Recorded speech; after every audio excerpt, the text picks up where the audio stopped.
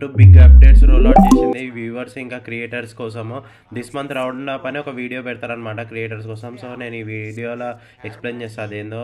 So basically vertical live streaming start అయిపోయింది. So వేరే apps ఉంటాయి కదా, మోజో అవి ఇవి, దాంట్లో షార్ట్స్ మనం ఇట్లా కిందికి స్వైప్ చేస్తుంటే మనకి లైవ్ స్ట్రీమింగ్ వస్తుంది కదా. సో దీంట్లో కూడా అలానే ఉంటుందంట.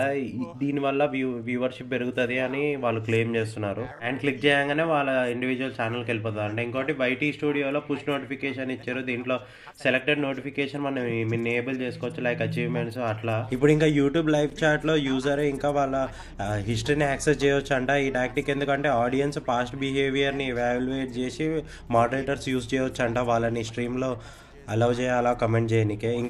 ఇంకొకటి యూట్యూబ్ కమ్యూనిటీ పోస్ట్ అనేది చాలా గ్రో అవుతుందంట. సో దీనికోసం ఒక సపరేట్ డెడికేటెడ్ ట్యాబ్ ఇచ్చారు, వ్యూ ఆల్ పోస్ట్ అని. సో నేను ఇప్పటి నుంచి కమ్యూనిటీ పోస్టింగ్ స్టార్ట్ చేద్దాం అనుకుంటున్నా.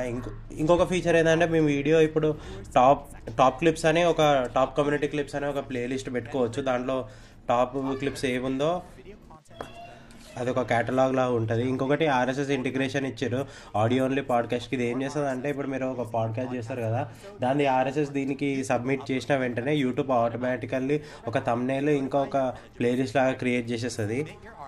ఇవన్నీ ఎలా యాక్సెస్ చేయాలో యూట్యూబ్ క్రియేటర్స్ వాళ్ళు ఒఫీషియల్ వీడియో పెట్టారు. చలో ఓకే బై.